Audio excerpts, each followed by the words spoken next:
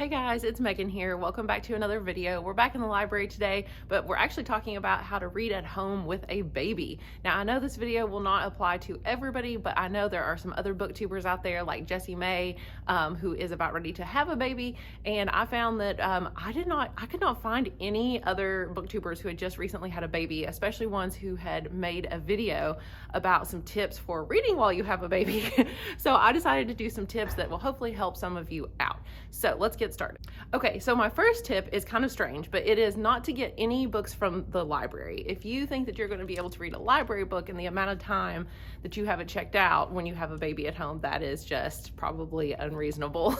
So I would make sure you either own the book or it's like an ebook or an audiobook or something like that, because that was the only way I found that I was able to read a book, was just a few pages here and there, if it was a physical book. So I could not have checked out one from the library. So, okay, speaking of physical books, the next tip is read physical books when you can, but don't expect to read them very often. Have very low hopes. I'll show you, I have read this much of a physical book in the last almost 12 weeks. So a little over, it's like right about 200 pages in 12 weeks. Now, could I have maybe made a little bit more time? Possibly, but just don't have very high hopes. So if you get a chance to read physical books, then do so. Otherwise, you'll probably be using audiobooks and ebooks. So always have a physical book on hand, so that way you can read it if you do have time. That brings me to my next tip. Ebooks and audiobooks are really probably your best friend when you have a baby, and they are going to be probably the only way you're going to be able to read. So with audiobooks, of course, you can listen to them anytime you're, washing bottles, sanitizing everything, picking everything up, doing the laundry, basically the stuff that you're going to have to do, like the housework, especially when you're on a maternity leave. And then when you go back to work, you can even listen to it like in the car on the way to work or something like that.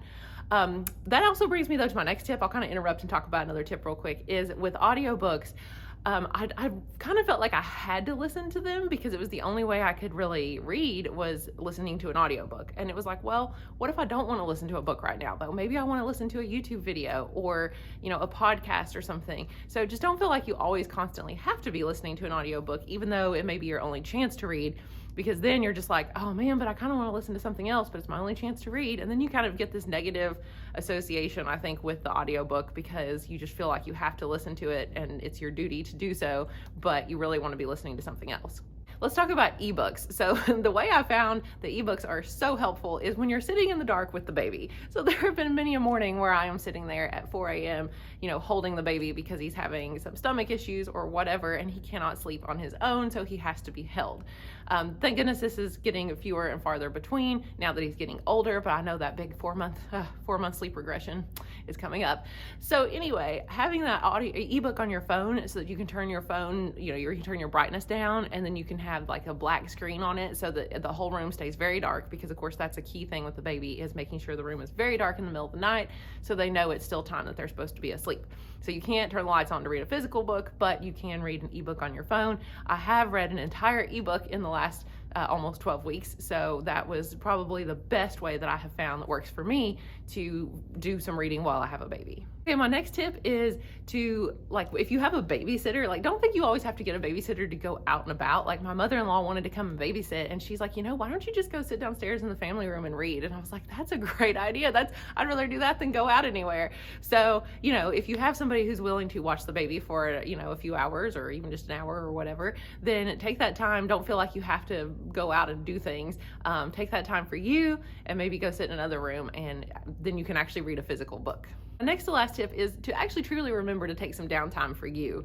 So I followed that method called the easy method. I know it's sort of similar to like the sleep schedules and feeding schedule methods. It's basically where it's like, each letter stands for something. So E stands for eat, A stands for activity, S stands for sleep, and then Y stands for you time.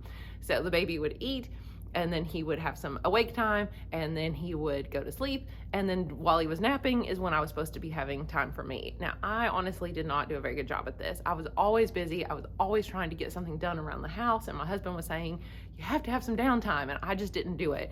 So I really regret that, and I do highly suggest that you do take that downtime when you can. Obviously, there's gonna be times that you have to wash the bottles or whatever, but if at all possible, try to take that downtime, and then you could read your physical book.